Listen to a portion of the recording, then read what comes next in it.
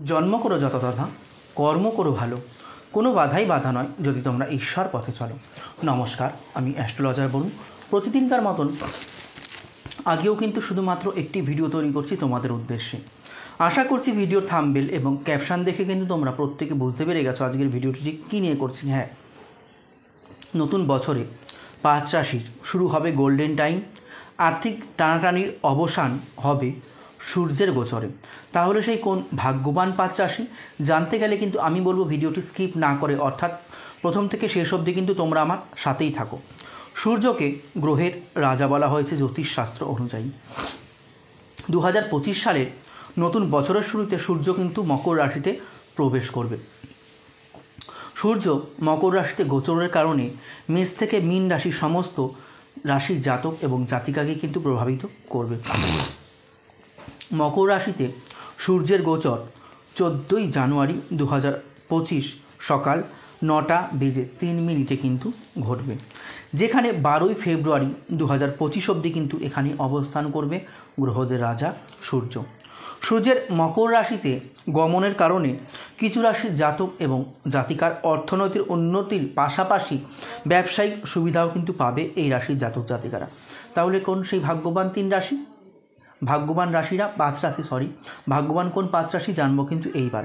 প্রথম যদি উঠে আসে আমি বলবো রাশিচক্রের প্রথম রাশি অগ্নিতত্ত্বের রাশি মেষ রাশি। দেখো, তোমাদের জন্য সূর্যের এই যাত্রা কিন্তু খুবই কিন্তু শুভ হতে চলেছে। এই সময় অর্থনৈতিক উন্নতি ও ব্যবসায়ীদের সাফল্য লাভের প্রবল সম্ভাবনা কিন্তু আমি দেখতে পাচ্ছি। অর্থাৎ যেই ব্যবসায়ী করো না কেন, ব্যবসায় কিন্তু সফলতার বিরাট একটা যোগ কিন্তু আমি দেখতে পাচ্ছি। যে কোনো প্রকার শুভ খবর তোমরা কিন্তু এই সময় পাবে, যার দ্বারা তোমাদের মন কিন্তু অনেক খুশিতে ভরে থাকবে বা খুশি থাকবে। জীবনে কিন্তু ইতিবাচক পরিবর্তনের লক্ষণ কিন্তু রয়েছে মেষ রাশি জাতক এবং জাতিকাদের। পরবর্তী রাশি এবং লগ্নের কথা যদি উঠে আসে আমি বলবো যারা বৃষ রাশি, যারা বৃষ লগ্ন রয়েছে। দেখো, বৃষ রাশির জন্যও কিন্তু সূর্যের এই যাত্রা খুবই শুভ হবে। যারা চাকরি করছো বা চাকরির পদোন্নতি অপেক্ষায় থাকা ব্যক্তিদের জন্য এই সময়টি খুবই ভালো যাবে এবং পদোন্নতি কিন্তু ঘটবে। পরিবারের সঙ্গেও কিন্তু ভালো, খুব সুন্দর একটি সময় কাটবে বিশ্বরাশির জাতক জাতিকাদের। বিনিয়োগের থেকেও কিন্তু ভালো ফল পাবে তোমরা। আচ্ছা, পরবর্তী রাশি লগ্নের কথা যদি উঠে আসে আমি বলবো যারা কর্কট রাশি কর্কট লগ্নের জাতক জাতিকারা রয়েছে। দেখো, তোমাদের জন্য এই সময়টি কিন্তু খুবই ভালো হবে। এক কথায় চতুর্দিক থেকেই নতুন বছরে তোমাদের কিন্তু আর্থিক দিক থেকে উন্নতি হবে এবং পয়সার যে একটা টানাপোড়েন চলছিল সেইগুলো কিন্তু মিটে যাবে। স্বাস্থ্য সংক্রান্ত যদি স্বাস্থ্যের বিষয় বলবো স্বাস্থ্য সংক্রান্ত যে সমস্যাগুলো চলছিল সেই সমস্যাগুলোর কিন্তু খুব তাড়াতাড়ি অবসান হয়ে যাবে। জীবন সঙ্গীর সাহায্য পাবে কিন্তু তোমরা এই সময়। ব্যবসায় সম্প্রসারণ কিন্তু হবে এই সময়। যারা ব্যবসা করছো সুন্দরভাবে কিন্তু ব্যবসা সম্প্রসারণের সুযোগ আমি দেখতে পাচ্ছি। যাই হোক, পরবর্তী রাশি এবং লগ্নের কথা যদি উঠে আসে আমি বলবো যারা সিংহ রাশি, যারা সিংহ লগ্নের জাতক জাতিকারা রয়েছে। সূর্যের এই মকর রাশিতে গমন তোমাদের জন্য কিন্তু খুবই শুভ দিন তৈরি করবে। আত্মবিশ্বাসের সঙ্গে কাজ কিন্তু এই সময় তোমাদের এগিয়ে যাবে। আর্থিক অবস্থা কিন্তু যদি আর্থিক অবস্থার কথা বলে অনেক ভালো থাকবে।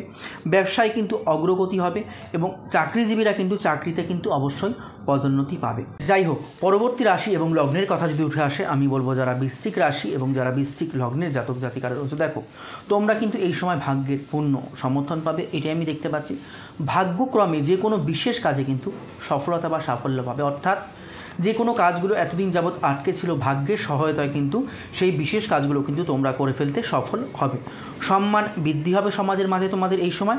তোমাদের মুখের কথার দ্বারা অর্থাৎ বাণীর দ্বারা অন্য ব্যক্তিদের কিন্তু প্রভাবিত করতে তোমরা কিন্তু সক্ষম হবে।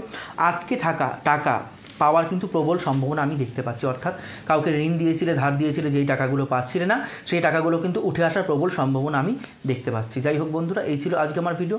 যদি ভালো লেগে থাকে লাইক শেয়ার করতে ভুলো না। তোমাদের মূল্যবান মতামত কিন্তু আমাকে অবশ্যই কমেন্ট সেকশানে লিখে জানিও। দেখা হচ্ছে পরবর্তী কোনো ভিডিও অথবা লাইভ অনুষ্ঠান নিয়ে।